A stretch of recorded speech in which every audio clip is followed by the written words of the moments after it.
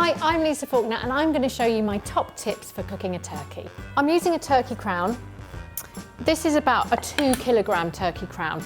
So what I'm going to do is make a lovely seasoned butter to put all over it. So I'm taking 100 grams of butter, good pinch of salt, crack of black pepper, and I'm just going to give that a good mix up. You don't want it melted so it's liquid, but you do want it pliable.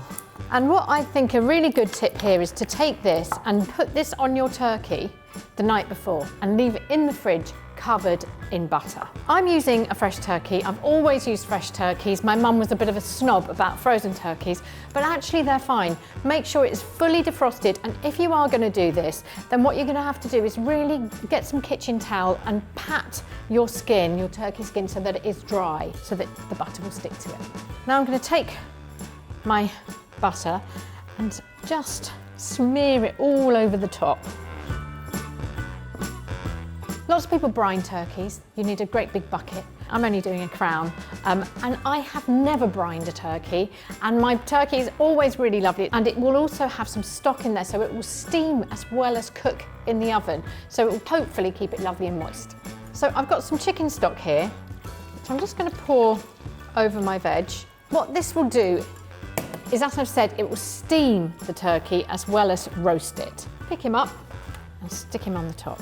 And a quick thing here that I'm going to say is turkey skin doesn't usually get very crispy, so you're not going to get that lovely crunchy skin that you would get with chicken. But what you can do, if you wanted to, is sort of prick the skin a little bit, and you might get a bit extra crisp.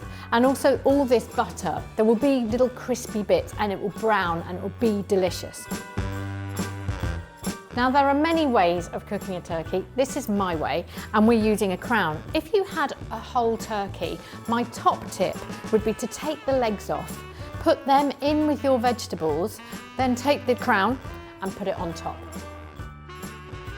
I would also put my butter over the top of my turkey the night before, and I would then leave it overnight. An hour before I want to cook my turkey, I would take it out of the fridge just so that it settles and gets to almost a room temperature. You can start it off upside down and then turn it this way up. I don't think it matters. If you're doing a crown especially, you don't need to. Now this goes into an oven, 180 for me, gas mark 4, for about 45 minutes. Don't touch it, just leave it. You can put foil over the top, but I would never start it with foil.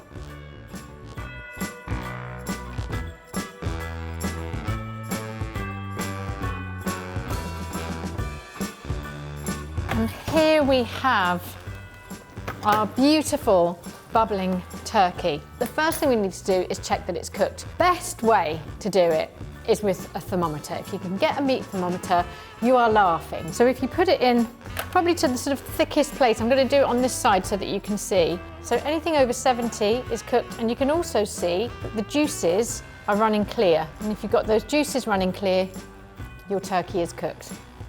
You're also going to rest it, so it will sit and finish off cooking. Now, there are loads of people that say you can cover it in foil to keep it warmer. It will hold its heat for a good 45 minutes to an hour, and I would rest it for a good half hour. Ready to carve.